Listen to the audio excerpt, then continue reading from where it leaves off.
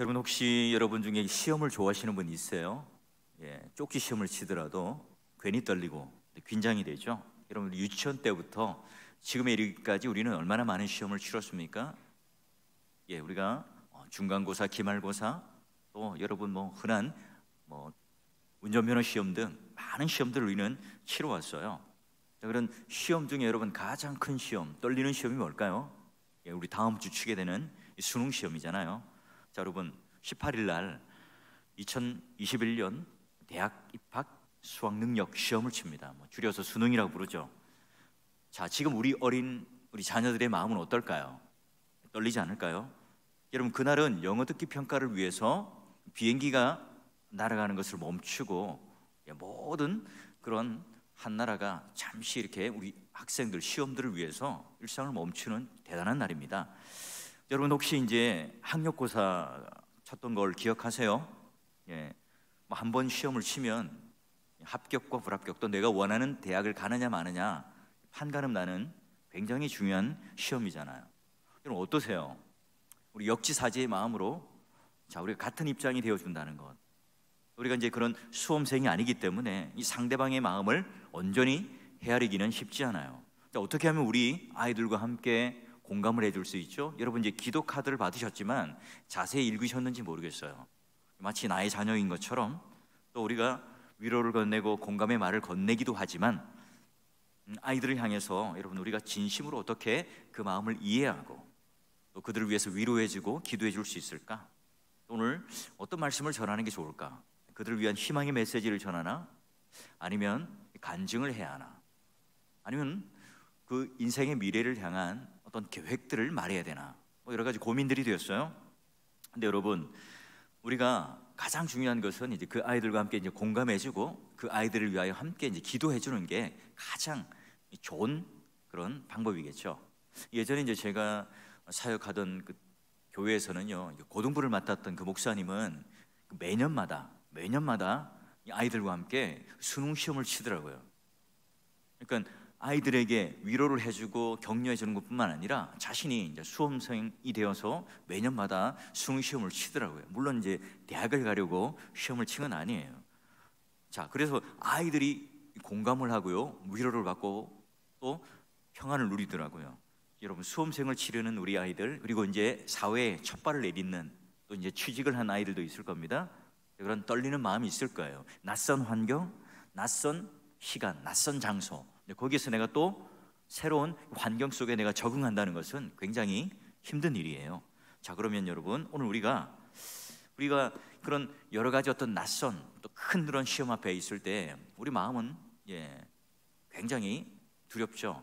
저도 이제 그 일기장을 안 봤어요. 제가 이제 어릴 때부터 썼던 일기장을 다 모아놓고 있어요. 큐티노트, 여러분 제가 어렸을 때 공예배 때 썼던 그 모든 노트들도 제가 다 가져가고 있는데요. 너무 호기심이 나가지고 그때 91년도 이맘때쯤에 어떤 일기를 썼나 한번 봤어요. 10월 달에 이제 썼던 일기인데, 참 시간이 더디 흐른다. 가도 가도 끝없는 게 시간인 것 같아. 어떻게든 빨리 보내고 싶은 시간인데 마치 멈춰 있는 듯 정말 안 간다. 자, 이제 학력고사가 얼마 남지 않았다. 정신없다. 공부가 더 안 된다. 그게 그때 썼던 제 일기장에 써 있던 내용이더라고요. 그 괜시리 여러분 학력고사 치는 전날, 수능 시험 치는 전날이 몸이 피곤하고요, 또 집중도 안 되고 내가 그렇게 공부를 열심히 했는데 어때요?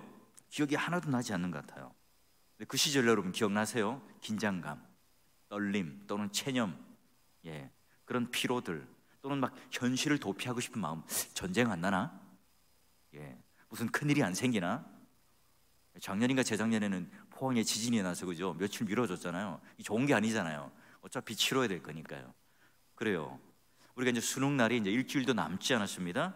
자녀들은 굉장히 긴장하고 또 스트레스를 받고 있을 거예요.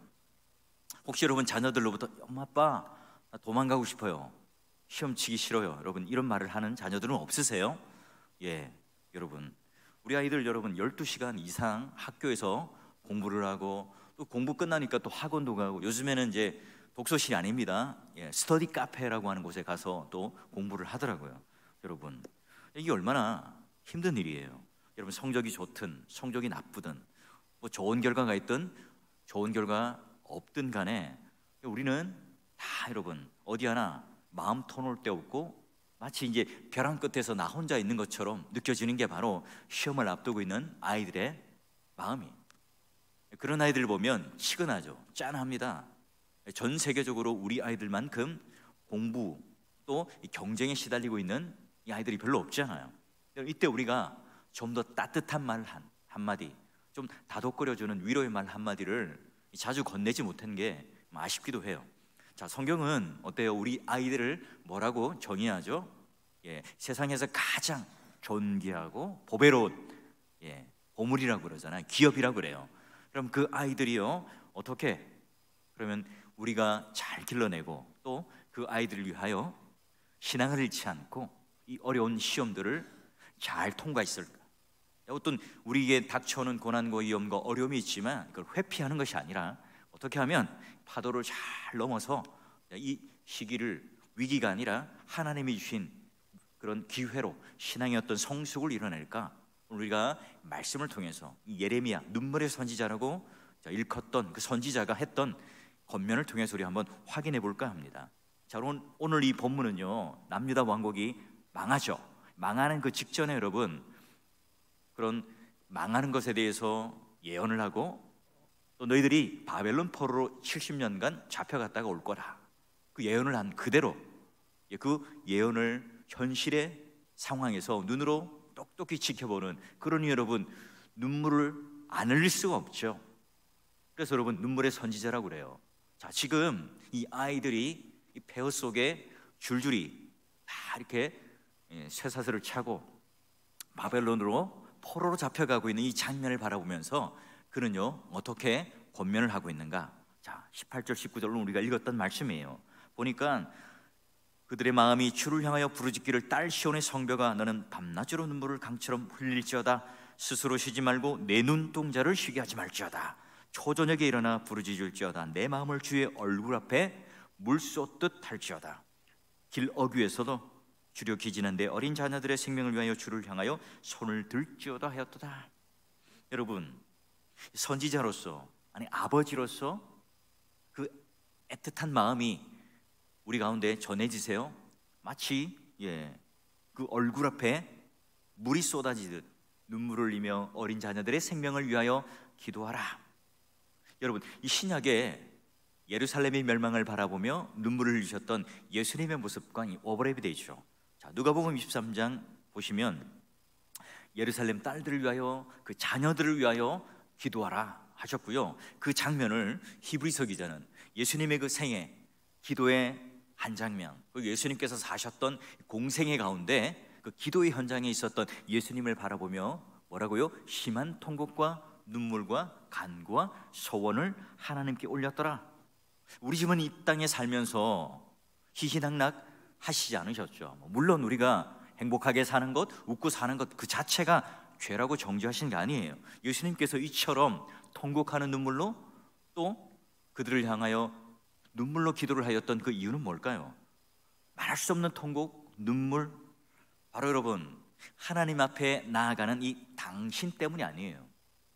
죄를 짓고 이제는 심판당하는, 마치 여러분 남유다 왕국이 바벨론에게 무참히 그 군합발에 짓밟히며 그 아이들이 포로로 끌려가는 이 모습들을 참화를 바라보며 눈물을 흘릴 수밖에 없었던 것처럼 예수님도 마찬가지예요. 이 이스라엘 백성들이 하나님을 온전히 섬기지 못한 채 결국은 곧 이 로마의 참화 속에 예루살렘 이 모든 성전 그리고 그들이 누려왔던 종교적인 모든 이 특권들이 하루아침에 무너지고 그들의 압지 속에 들어가는 그것을 아시는 예수님께서 그때 당하는 이 자녀들의 고통, 이 환난 때문에 눈물을 흘리지 않을 수가 없었어요. 주님의 생애는 기도의 생애였고 또 주님의 생애는 눈물의 생애였고 기도의 삶이었습니다. 또 주님의 생애는 늘 땀으로 얼룩진 생애였고요. 또 끝에는 피로 물들인 인생이에요. 언제나 그분의 생애는 거룩한 습기를 머금고 눈물을 머금고 땀방울을 머금고 있는 게 그분의 생애였죠. 아버지께 바로 이 우리의 구속을 위하여 십자가에 흘리신 그분의 보혈, 결국은 바로 그분의 눈물에 흘리신 잔을 받아들인 이후에 그분께서는 십자가의 길을 걸어가게 됩니다. 우리 기도의 제목은 뭘까요? 예수님에 비하면 오늘 당신을 위한 기도, 나의 안위를 위한 기도, 내가 이 땅에서 굶지 아니하고 또 어떤 권력을 쟁취하고 내 앞에 있는 적들이 당장 코가 납작해지도록 내 앞에서 굴복하는 것, 내 인생에 있어서 했던 입신양명과 부귀영화를 위해서 기도하지 않으셨죠. 그래요. 여러분, 우리도 무엇을 위하여 기도하고 있죠? 어떤 기도를 하고 있습니까? 주님께서 오늘 우리가 바로 나의 주님이라 고백했던 처음 주님을 만났을 때 우리 신앙의 고백은 어땠어요? 주님을 처음 만났을 때 우리는 무릎 꿇고 우리 무릎 위에 우리 또한 예레미야 선지자가 흘렸던 눈물, 예수님께서 통곡과 눈물로 기도하셨던 것처럼 오늘도 우리는 죄인이었지만 주님께서 나 같은 자를 구원하여 주셔서 그 은혜, 그 용서의 은혜, 한량없는 그 심판과 진노에 대해서 예수께서 나를 가려주시고 구원하여 주신 그 놀라운 은혜 때문에 우리 또한 마음이 뜨거워졌고 눈물 가운데 기도를 하지 않았습니까? 그래요. 예수님께서 겟세마네 동산에 올라가셔서 그분께서 눈물을 흘리며 땀방울을 흘리며 핏방울을 흘리며 기도했던 그 장면들, 그 기도 소리가 오늘 우리 귀 안에 들렸고 또 그를 통해서 바로 십자가 가운데 달리시며 우리의 구원을 완성해 주시는 그 놀라운 은혜가요, 바로 우리를 붙잡는 기도였고 우리를 이 기도 앞에 무릎 꿇게 하는 그런 원동력이었어요. 여러분, 교회의 사랑, 형제들의 사랑, 고통하는 이웃들을 향하여 구원받지 않은 자들을 위하여 우리가 기도한다는 것, 여러분, 우리는 이제껏 그토록 통곡했던 주님의 그 첫사랑을 경험하며 그 주님을 향하여 우리의 마음을 터놓고 기도했던 여러분, 그 기도를 우리는 회복해야 되겠죠. 주님께서 지금 애통하시며 했던 이 기도의 제목들, 왜 하나님 그런 첫사랑, 내가 주님을 만나면서 그렇게 내 마음이 뜨거워졌던 그 마음, 또 그렇게 내가 무릎을 꿇고 간절히 하나님 앞에 진실히 기도했던 그 기도의 열정과 이 마음이 내 안에는 없는 겁니까? 라고 다시 한번 우리는 주님 앞에 애통해하며 되물어야 되겠죠. 그렇다면 여러분, 오늘 우리가 예수님처럼 예레미야의 눈물을 흘리며 불쌍히 여기며 긍휼히 여긴다, 그 의미가 뭘까요? 시편 103편을 보게 되면요, 아버지가 자식을 긍휼히 여김같이 여호와께서 자기를 경외하는 자를 또한 긍휼히 여기신다. 긍휼히 여긴다, 이 말은요, 적극적인 이해 감정이죠. 하나님께서 오늘 우리 편에서 이해하려고 하는 데서 오는 감정입니다. 마치 이제 부모가 자식을 이해하는 것처럼 자녀들의 입장에서 그들이 어떤 고통을 당하고 있는지를 가장 잘 아는 이 부모가 자식의 마음을 헤아리는 것처럼 주님께서도 마찬가지예요. 하나님을 경외하는 그 자들에게 똑같이 하나님께서는 부모가 이 자식을 공감하고 애통하는 마음처럼 우리를 바라보며 또 우리를 이해하신다는 거죠. 예수님께서 인간의 몸을 입고 이 땅에 오신 것, 여러분, 바로 부모님들이 우리 자녀들을 위하여 함께 돌볼 수 있는, 세상에 오셔서 예수 그리스도를 통해서 가장 많이 표현하셨던 게 바로 긍휼력이다, 불쌍력이다, 민망력이다, 이런 표현 아닙니까? 여러분, 무리들이 그 앞에 오는 것을 보고 예수님께서는 그들을 내치거나 또는 내가 이 권력을 위하여 좀 더 그 높은 곳을 향하여 바라보며 살아가는 인생이 아니라 그 불쌍한 영혼들, 고난에 처해 있는 영혼들, 오늘 하루도 내가 그런 배고픔과 추위와 헐벗음 속에 살아가던 그런 자들을 향하여 예수님께서는 긍휼히 여기고 불쌍히 여기고 민망히 여기셨죠. 너무나도 영적으로 가난하고 고통당하는 그런 우리 주님께서 그들을 불쌍히 여기심으로 말미암아 우리 자녀들을 향하여 이제 우리에게 우러나오는 그 긍휼의 마음을 가질 수가 있어요. 여러분, 오늘날 우리 자녀들 어때요? 경건하게 살아가려고 하고 열심과 노력으로 살아가려 하지만 이 온 사방이요, 우리의 노력들 또 우리 열심들을 알아주지 않습니다. 오히려 우리는 더 큰 어려운 고난과 대적 가운데 있죠. 사방으로 막 도전을 받습니다. 여러분, 고통받는 이 아이들을 향해서 우리는 어떻게 불쌍히 여기고 민망히 여기고 긍휼히 여기고 있습니다. 여러분, 그들을 위해서 우리가 해줄 수 있는 게 뭘까요? 그래요, 예레미야 선지자처럼 예수님처럼 가장 먼저 할 수 있는 게 뭘까요? 눈물로 우리 자녀들을 위하여 기도해 주는, 그들을 위해서 눈물로 희생할 줄 아는 기도의 부모가 된다는 게 바로 중요한 우리의 첫걸음입니다. 여러분, 이 아이들을요 마치 내 소유인 것처럼 내가 정해놓은 이 표준 안에 딱 두고요, 이 아이가 그런 목표나 이 표준 안에 들지 않으면 어때요? 닥달하고 또 야단치게 되잖아요.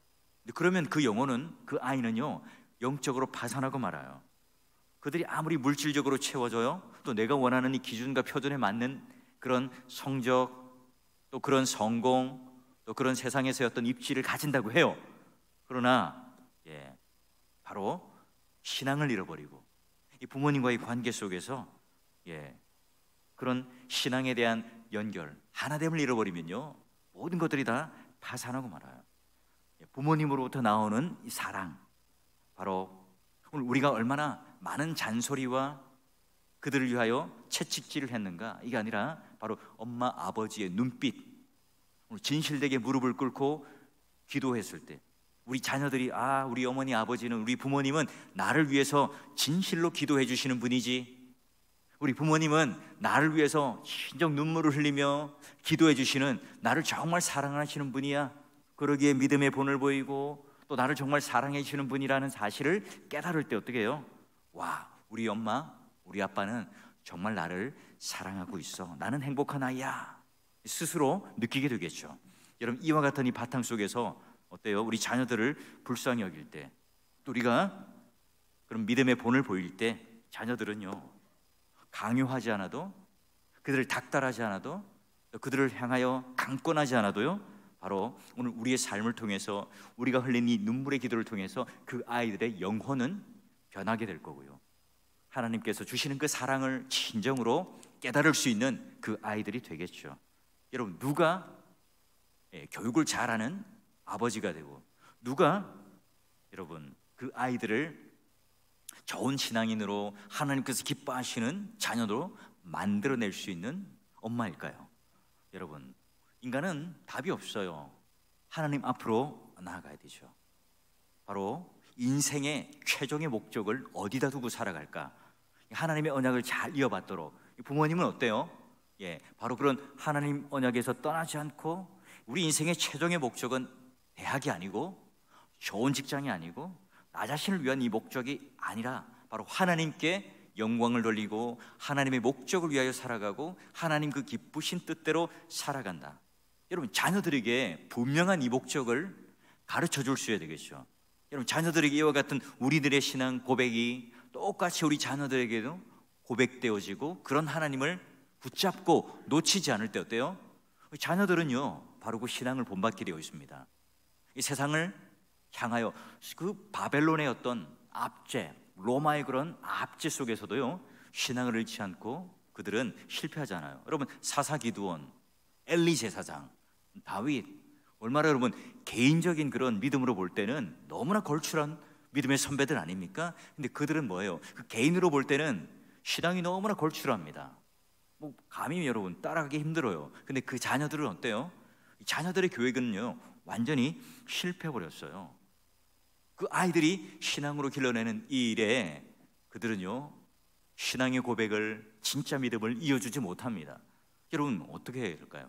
우리 아이들 이 공예배에 함께 참석시키고 가정에서 신앙을 잘 길러내는 이 일들에 대해서 그저 그냥 교회 출석하면 알아서 될 거야, 아닙니다. 여러분, 언젠가는 여러분 그렇게 방치해두면 이 아이들이 그냥 주일학교에서 잘 자라겠지, 청년부에서 잘 자라고 있겠지, 교회 출석하고 있으면 그 아이들은 바로 잘 양육되고 있을 거야, 아닙니다. 여러분, 그러다가요 그 아이들과는 전혀 다른 세대에 신앙의 색깔이 완전히 다른, 또는 이제는 부모의 손을 딱 벗어나면 이제 도저히 어떻게 할 수 없는 그런 순간에 도달할지 몰라요.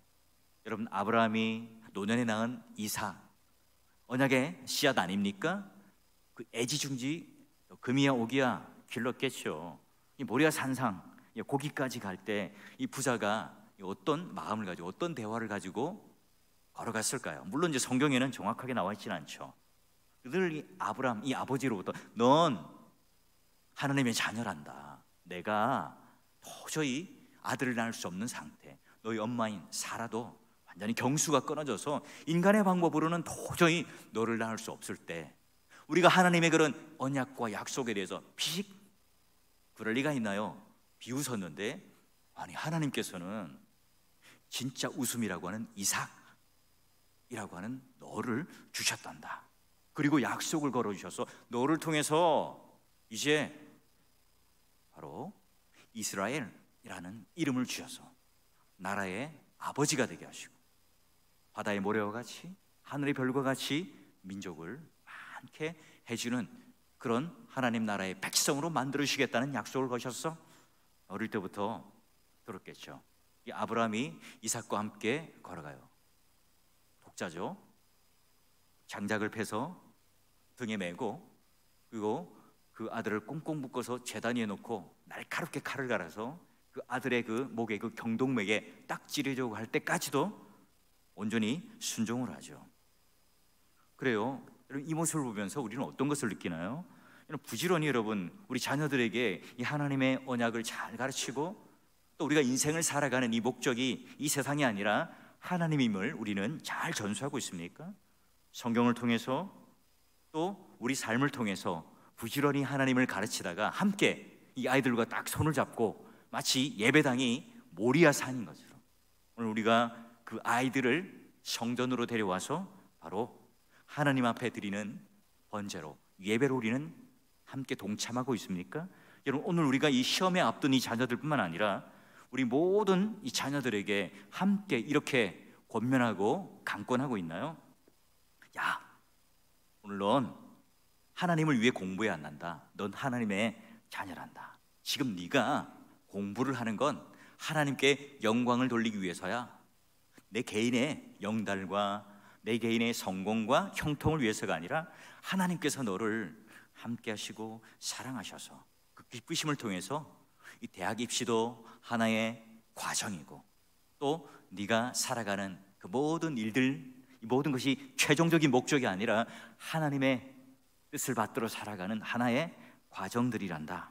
그러니 하나님께서 언제든지 너에게 명령하신다면 순종하고 하나님께 영광을 돌리는 삶을 살아라. 우리는 이렇게 여러분 자신 있게 권면할 수 있어야 되겠죠. 어떻습니까? 여러분, 위대한 기도자들은요 그저 골방에 묻혀서 그냥 기도만 한 사람이 아닙니다. 기도한 만큼 그들의 삶이 탁월했죠. 생명을 걸고 나가서 싸우는 사람들이었고, 그 기도의 말씀대로, 그 기도의 향연대로 살아가는 사람들이었습니다. 복음의 불모지에 가서 목숨을 걸고 복음을 전하기도 했고요, 또 하나님께서 자신이 살아있는 동안 자신의 수고와 땀과 피 흘림을 통해서 그 하나님의 뜻과 목적대로 한 걸음 한 걸음 걸어갔던 사람이죠. 여러분, 다니엘 어때요? 적국의 포로로 잡혀 있었잖아요. 여호수아, 자기의 그런 믿음의 멘토가 되었던 모세가 죽고 그 이스라엘 백성들을 이끌고 광야를, 가나안을 정복하는 이 일에 그는 최선을 다했습니다. 단순히 그냥 말씀만 묵상하고 기도하는 일로만 그친 게 아니라 현실의 이 삶 속에 이 하나님께서 오늘 나에게 주시는 그 목적과 사명과 영광을 위해서 온전히 살았고, 바로 그것이 기도의 응답과 열매였어요. 여러분, 오늘 우리는 누구에게 기도를 올리고 있죠? 우리가 하는 이 기도는 우리 삶 가운데 어떤 열매로 나타나고 있습니까? 하나님 아버지, 우리가 그 하나님의 거룩한 이름을, 그 존함을 부를 때, 여러분, 나를 둘러싸고 있는 수많은 문제들이 사망과 같이 나를 향해 엄습한다고 할지라도 어때요? 오늘 우리를 살릴 수 있는 그 능력이 하나님에게 있다는 사실을 믿을 때 우리의 기도는요 믿음을 가지고 하나님 앞에 나아갈 수 있겠죠. 사망의 음침한 이 칼날이 나를 죄옵니다. 그리고 자기의 피를 요구하는 이 십자가가 나를 쥐고 있어요. 그럼에도 불구하고 주님께서는 능히 자신을 구원하실 그 모든 능력이 하나님께 있다고 믿을 때 하나님을 부르며 기꺼이 하나님께서 순종하라는 그 길을 걸어가셨어요. 다가오는 이 십자가 앞에 심한 통곡과 몸부림이 있었지만, 그러나 그것을 내버리지 않고 나의 기도를 들어주시는 그 하나님께서 단지 그 기도를 들어주시는 분일 뿐만 아니라 내가 이 죽음에서 끝나는 것이 아니라 다시 생명으로 이끌어서 나를 부활의 첫 열매로 이끌어주시는 생명의 하나님이라는 사실을 믿었죠. 그 만군의 하나님을 믿었고 그 부활의 하나님을 신뢰하고 믿었기에 예수님은 기꺼운 마음으로 십자가를 질 수가 있었습니다. 믿음의 동역자 여러분, 눈을 들어 우리가 예수를 바라볼 때 겟세마네 동산에서 홍곡과 눈물을 흘리며 기도했을 때 응답하여 주셨던 하나님, 여러분 지금도 이 교회의 주인은 바로 예수 그리스도고요, 바로 지금도 그 살아계신 하나님께서 예수 그리스도의 기도를 들으시고 응답하셨던 것처럼 오늘 우리 삶의 주인이시고 만군의 여호와라는 사실을 여러분 잊지 마십시오. 여러분 특별히 이제 입시를 앞두고 있는 자녀들, 또 사회에 첫 발을 내딛는 우리 초년생들, 여러분 그 아이들을 위해서 우리는 어떻게 해야 될까요? 그 아이들을 위해서 신앙을 잘 지킬 수 있도록 우리가 눈물로 기도하며, 또한 그들을 향하여 이 목적이, 인생의 목적이 무엇인지, 하나님의 영광의 뜻이 무엇인지 언약으로 잘 권면해야 되겠죠. 자, 이제 남은 이 기간 최선을 다해라. 너는 잘할 수 있을 거야. 하나님께서는 너와 함께 하시고 하나님께서 너에게 특별한 지혜를 주실 거고, 꼭 하나님께서는 그 지혜의 영을 통해서 오늘 너를 마음의 평안함을 주시고 네 인생을 이제는 멋지게 하나님께서 쓰실 것이니까 기도해라. 조금만 더 수고하고 조금만 더 노력하고 조금만 더 하나님 앞에 꼭 좋은 결과를 주실 것을 기대하고 나아가자. 하나님은 너를 사랑하시니까 우리 함께 기도할까? 여러분 이런 격려와 권면이 우리 침체에 있는 아이들, 두렵고 긴장 가운데 있는 우리 자녀들에게 마음의 평안함, 그러니까 우리가 하는 그 인간의 말고 이로가 아니라 오늘 수많은 믿음의 선배들이 기도를 통하여 오늘 응답하여 주셨던 그 하나님이 바로 동일하게 우리에게도 역사하시는 살아계신 하나님이라는 사실을 우리 자녀들에게 소개를 해줘야 되겠죠. 그래요, 시편 25편 14절을 보면 그런 여호와의 친밀함이 그를 경외하는 자들에게 있음이 그의 언약을 그들에게 보이시는 것처럼, 여러분 그 하나님의 친밀함이 오늘 우리 가운데 느껴질 때, 이 관계가 다시 한번 하나님 앞에 온전히 회복될 때, 우리가 영적 그 안구 건조증이 걸려 있더라도요, 다시 한번 오늘 우리 메마른 눈물, 또 메마른 그런 우리 육체 가운데 하나님께서 홍곡과 눈물을 쏟아내므로 말미암아 우리도 그 잃어버린 영혼들을 위해 기도하며 우리 자녀들을 위해서 함께 울고 기도해 줄 수 있는 것처럼요, 입시, 취업, 또 여러 가지 그런 환경과 어려움들이 우리들에게 쓰나미처럼 밀려올지라도요, 오늘 우리가 그런 기도하는 어머니, 아버지가 된다면 분명한 하나님의 영광과 목적을 전수해 줄 수 있는 그런 부모가 될 수 있다면, 우리가 하나님 앞에 그 친밀함을 누리며 메마른 눈을 가지고 있지 않고 하나님 앞에 정말 정서적으로 친밀함을 가진 그런 하나님의 기도의 부모가 될 수 있다면, 여러분 우리의 눈물솜을 통해서 막혀있는, 또 어려움 가운데 처해 있는 이 자녀들을 향하여 진실로 우리는 위로해 줄 수 있는 부모님이 되겠죠. 우리 신앙만 잘 지키면 된다, 나만 그냥 교회 안에서 신앙생활 잘하고 사람들로부터 칭찬받고 그런 안주하는 신앙생활로 끝, 여러분 이것으로 우리는 만족하면 안 됩니다. 찬바람이 부는 이 갈보리 언덕 위에서, 또 겟세마네 동산 그 모퉁이에서 우리의 이름을 하나하나 부르며 눈물 흘리며 기도하셨던 그 주님, 그 반대편의 그림은 어떻습니까? 제자들 눈꺼풀이 무거워서 다 졸고 있고 또 넘어져 있고 지쳐서 쓰러져 있었잖아요. 그런데 우리 주님은 끝까지 그들을 위하여 밤새 붙들고 기도하셨던 것처럼, 하나님의 그 거룩한 교회에 성령으로 말미암아 부흥을 주시기를 원한다면 우리가 바로 그런 눈물 흘리며 기도할 수 있는 깨어있는 부모가 될 때 이 교회는요 진정한 부흥을 경험할 수 있고요, 우리 사랑하는 믿음의 자녀들이요 조금 더 긴장하지 않고 강하고 담대한 마음으로 이 세상을 헤쳐나가고, 또 이 수능이라는 시험도 큰 어떤 장벽, 그런 무게감, 장애물이 아니라 내 인생을 거쳐가는 하나의 과정으로 즐기면서 그 시간을 통과할 수 있겠죠. 믿음의 동역자 여러분, 심한 통곡의 눈물과 또 기도를 통하여 이 세상을 외면하지 않으시고, 또한 하나님 앞에 우리를 위하여 기도하며 간구하셨던 그 주님의 모습처럼 하나님께서도요 우리가 이 자녀들을 위하여 기도할 때 절대로 외면하시지 않을 거예요. 내가 원하는 기도, 내가 이루고 싶은 그런 소원, 내가 가지는 욕심과 욕망에 채울 만한 그 모든 것들을 간구하면 하나님 뜻과 맞지 않으면요 들으시지 않겠죠. 여러분, 우리 자녀들이 시험에 빠지지 않고 하나님께 주시는 그 은혜, 언약 아래 있기를 원하고, 내가 그런 하나님의 친밀감을 누리며 우리 자녀들이 똑같이 그런 신앙의 고백과 은혜 가운데 살아가기를 원하는 이 기도는요 결단코 땅에 떨어지지 않을 겁니다. 오늘 이 시간 우리 이제 자녀들을 위하여 함께 기도할 때, 예레미야 선지자가 눈물을 머금고 바벨론 포로로 끌려가고 있는 그런 자녀들을 바라보며 흘렸던 눈물, 이 세대 예루살렘이 멸망하고 또 이 죄악 가운데 심판받는 하나님의 진노가 얼마나 무시한, 얼마나 아프고 무거운가를 아시는 그 주님께서 그들을 위해서 기도하셨던 것처럼 우리 또한 여러분 영적인 그 민감함을 통해서 우리 자녀들의 상황을 공감할 수 있도록 해달라고 기도해 주시고, 그 자녀들을 위해서 오늘 뜨겁게 기도할 때 우리 사월교회, 우리 사랑하는 믿음의 언약의 자손들, 고3 수험생들, 그리고 이제 첫 발을 내딛고 취업한 우리 믿음의 후배들이 당당하게 힘있고 능력 있는 역동적인 삶을 살며 또한 이 세상에서도 흔들리지 않는 하나님의 자녀로 보배로운 기업으로 잘 세워질 수 있도록 여러분 함께 기도해 주시고, 그런 믿음의 일꾼, 그 믿음의 그런 용장으로 함께 여러분 동력해 주시기를 주의 이름으로 간절히 축원합니다.